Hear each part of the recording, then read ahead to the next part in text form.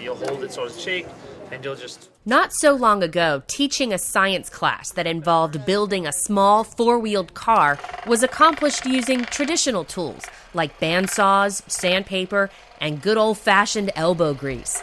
But today, schools are replacing those methods with emerging technologies, such as 3D printers and software that can model each part of a car. What? A complete car without physical effort?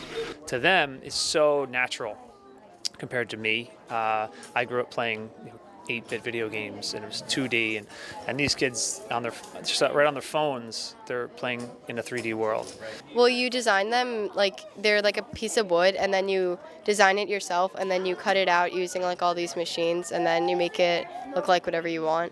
New technologies and teaching methods are cracking the bedrock of traditional, tried-and-true approaches, and the students love it. I try to do something unique and bring in new designs and stuff. Like, we're all creating these wheels, so I create a wheel and it's like layered upon it to make it go a certain speed.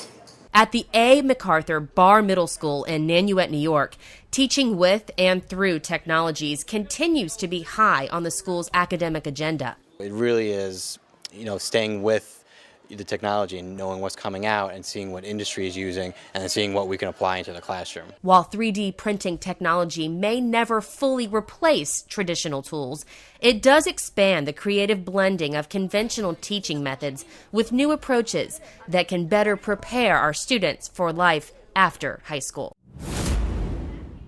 Bill Gates once said, "Technology is just a tool." In terms of getting the kids working together and motivating them, the teacher is the most important part. I say bravo. The teacher is the most important part.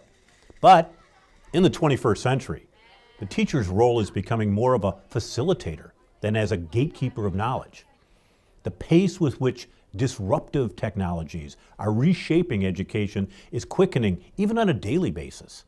Schools are racing to put innovative STEM programs together that go beyond the science and math and focus acutely on the mechanics of learning through technology, not just with technology.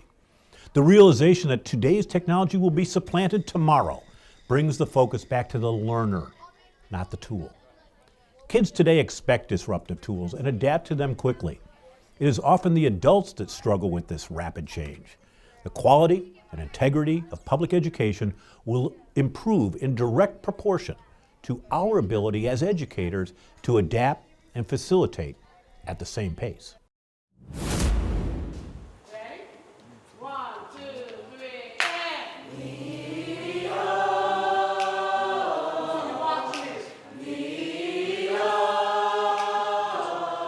What's the old adage, practice makes perfect? Well, that's certainly the case with Uniondale High School's show choir, Rhythm of the Night.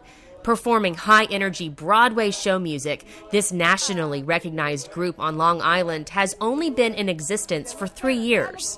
Doing an activity like this, a show choir, is very demanding because they have to perform all the time. They go to different events, and so they have to balance their grades and be able to be a part of this group. And so therefore I had to take the time out so they are working, and doing their grades and performing at the same time. To perform with the choir, students must meet rigorous academic requirements.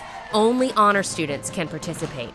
Choir director Lynette Carr-Hicks says the dedication to this group by her students builds character. I tell you, it's like American Idol because the kids want to really be a part of it. And the great thing is, what's so unique about this show choir, we have students who never sung before, who never danced before, and they want to be a part of something like this because it makes them grow. A lot of them used to be very, very shy, and so they developed that shyness, and now they're not shy anymore. During the summer, while high school sports teams have training camps, this choral group has its own boot camp, which provides many challenges for the student performers. I've been doing this since 9th grade. This has been a sanctuary for me. This has been my family. This whole show choir is my family. So coming here is like coming to a second home. During the summer, we do a 2-week boot camp. It's just as intense as a football boot camp.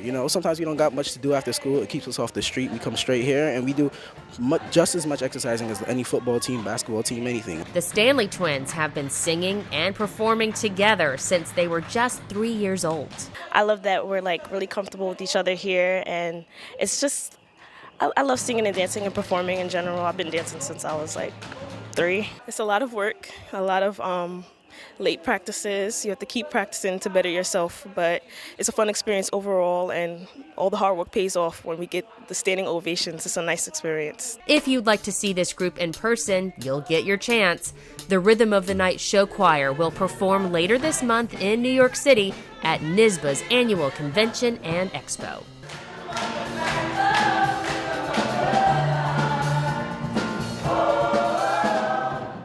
I'm Casey Nicholson reporting for NYSSBA News.